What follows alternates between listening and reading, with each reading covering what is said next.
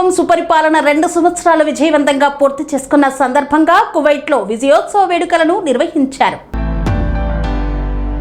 కువైట్లోని జనసేన మరియు తెలుగుదేశం నాయకులు కూటమి ప్రభుత్వం సుపరిపాలన 2 సంవత్సరాలు విజయవంతంగా పూర్తి చేసుకున్న శుభ సందర్భాన విజయోత్సవ వేడుకలు నిర్వహించారు. ఫర్వానియా ద్వైహీ ప్యాలెస్ హోటల్ నందు నిర్వహించిన ఈ కార్యక్రమంలో పెద్ద సంఖ్యలో నాయకులు మరియు కార్యకర్తలు పాల్గొని విజయవంతం చేశారు. కూటమి ప్రభుత్వం గత 2 సంవత్సరాలుగా చేపట్టిన అభివృద్ధి మరియు సంక్షేమ పథకాల గురించి gulf empowerment coordinator Kudaravalli Sudhakar Rao వివరించారు. కూటమి ప్రభుత్వం నమ్మకానికి మారుపేరని మరో 15 సంవత్సరాలు ఇదే ఐక్యతతో కొనసాగాలని గల్ఫ్ జనసేన జాతీయ కన్వీనర్ కంచన శ్రీకాంత్ ఆకాంక్షించారు. ఈ కార్యక్రమంలో తెలుగుదేశం నాయకులు కుదరవల్లి సుధాకర్ రావు, మద్దిన ఈశ్వర్ నాయుడు, మాలెపాటి సురేష్ బాబు, రషిదా బేగం, ఇడుపుకంటి దుర్గా ప్రసాద్, విసి సుబ్బారెడ్డి తదితరులు పాల్గొన్నారు.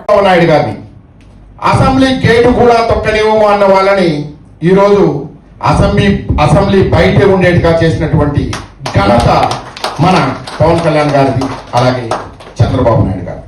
ఆ రోజు చాలా వరకు కూడా చంద్రబాబు నాయుడు గారిని అరెస్ట్ చేసినప్పుడు ఈవెన్ తెలుగుదేశం ఆ శ్రేణుల్లో కూడా చాలా బాధ, నిరాశ, నిస్పృహలు లోనయ్యారు. అరే మా నాయకుడిని అరెస్ట్ చేశారే, ఇక ఎలా అనే టైంలో నేనున్నా అంటూ ఆపన్న హస్తం అందిస్తూ ఎన్ని ఆంక్షలు విధించిన ఆ కంచెలను పెంచుకుంటూ వచ్చి మేము కలిసి పోటీ చేస్తున్నాము. ఆ రోజు పవన్ కళ్యాణ్ గారు తీసుకున్నటువంటి నిర్ణయం ఏమిరా అంటే, ఒకవేళ విడివిడిగా పోటీ చేసుకుంటే ఇంకొన్ని సీట్లు పవన్ కళ్యాణ్ గారికి జనసేన పార్టీకి ఎక్కువ వచ్చేవేమో, కానీ ఏదైతే రాష్ట్రం అంధకారంలోకి పోతుందో, అఘాయిత్యాలకు ఆకృత్యాలకు తావైపోయి ఎక్కడే కూడా సామాన్యుడు తలెత్తుకొని తిరిగే విధంగా లేకుండా తప్పులు చేస్తూ, రౌడీయిజం చేస్తూ, గుండాయిజం చేస్తూ వాళ్ళకు ఎదురు తిరిగినటువంటి ప్రతి ఒక్కరిపైన తప్పుడు కేసులు పెడుతూ, అది తప్పున్నా నిజమున్నా ఒప్పున్నా ఏదున్నా కానీ ఎదిరించిన వాడిని, ప్రశ్నించిన వాడిపై కేసులు పెడుతుంటే చూసి చూసి చూసి విసిగిపోయినటువంటి ప్రజలు కూడా ఇక ఇంతైనా మా బతుకులు అనుకునే టైంలో సరైనటువంటి నిర్ణయం తీసుకొని ఈరోజు 2 సంవత్సరాలు మనం పూర్తి చేసుకొని దిగ్విజయంగా 2వ సంవత్సరం దాటి మనం ముందుకు వెళ్తున్నాం. అలాగే పవన్ కళ్యాణ్ గారిని ఎన్నో సందర్భాల్లో మనం చూసింటాం.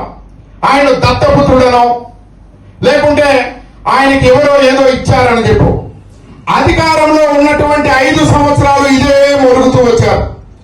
ఏ ఒక్కరైనా కానీ నిరూపించగలిగారా? ఎందుకంటే వాళ్ళకు తెలిసినటువంటి రాజకీయం ఏదైనా ఉందిరా అంటే విభజించు, పాలించు, లేకుంటే డైవర్షన్.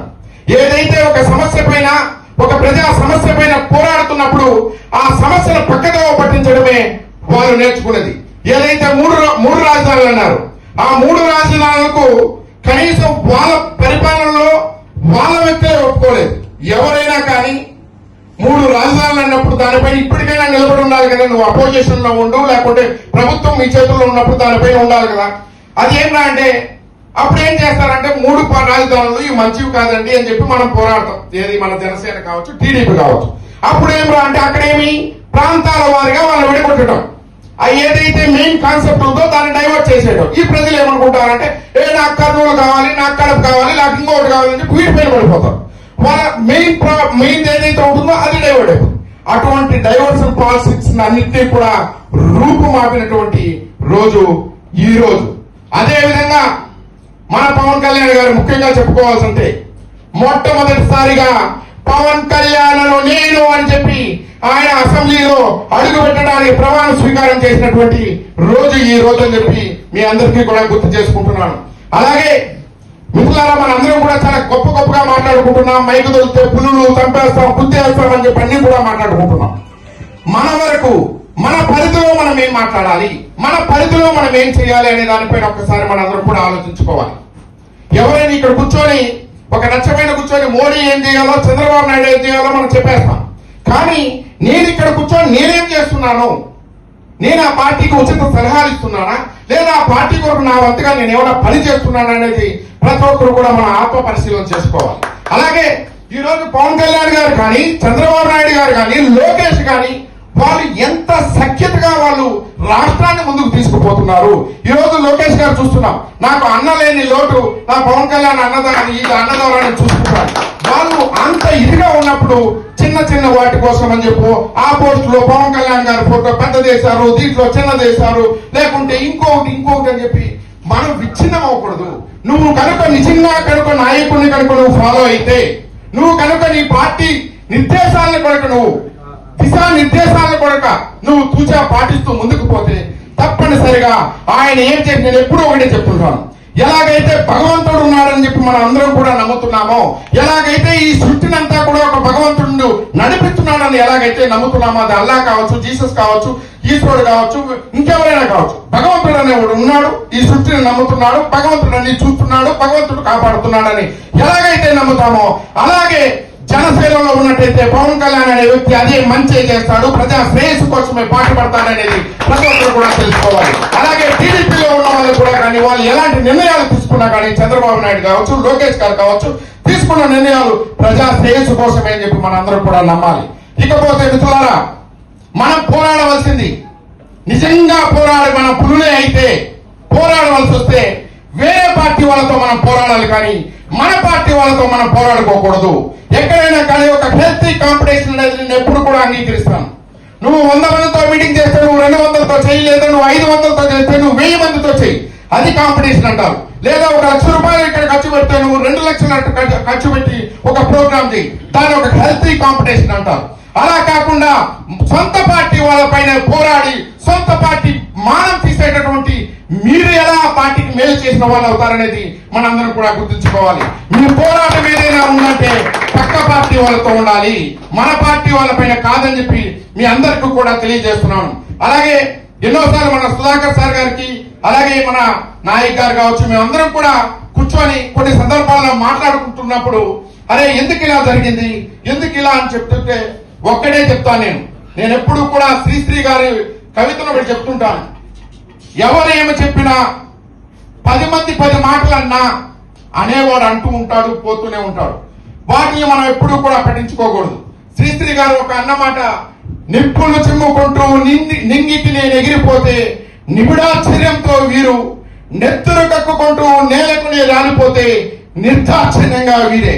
సో మనం ఎందుకు అలాంటి వాళ్ళ గురించి ఆలోచించాలని చెప్పి మీ అందరికీ కూడా తెలియజేసుకుంటూ, మనం ఏదైనా చేస్తున్న కార్యక్రమం మంచిదా కాదా అనేది మన అంతరాత్మకు తెలియాలి, మన వెంట ఉన్నటువంటి నమ్ముకున్నటువంటి వాళ్ళకి తెలియాలి. అంతేగాని 100 మంది 100 మాట్లాడుకున్నా కానీ పక్క చూపులు కూడా చూడకుండా మన కార్యక్రమాన్ని మనం ముందుకు చేసుకుంటూ ముందుకు పోవాలని చెప్పి మరొకసారి మీ అందరికీ కూడా తెలియజేస్తూ, ఈ సఖ్యత ఈ ఐక్యతని ఇదే విధంగా మనం కొనసాగిస్తూ ముందుకు పోవాలి.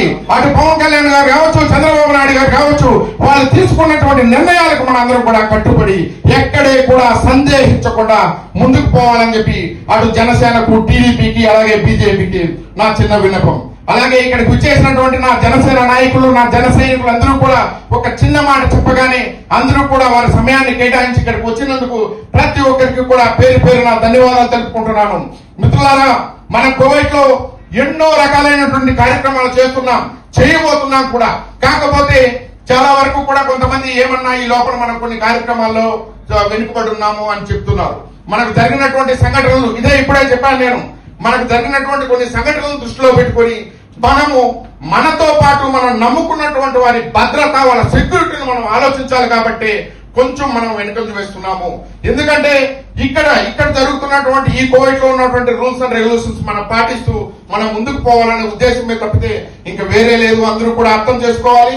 అందరం కూడా కోవిడ్ లో ఉన్నటువంటి ప్రతి ఒక్కరం కూడా ఒక గొడుగు కిందకి వచ్చి మన సత్తాను నిరూపించుకోవాలి.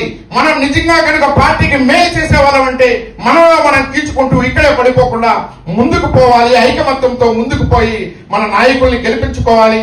ఇంకా రాష్ట్రాన్ని అభివృద్ధి పదంలో పోయే విధంగా మనం ఆ ప్రభుత్వాలకు, మన నాయకులకి దోహదపడాలని చెప్పి మరొకసారి మమ్మల్ని అందరికీ కూడా కోరుకుంటున్నాను.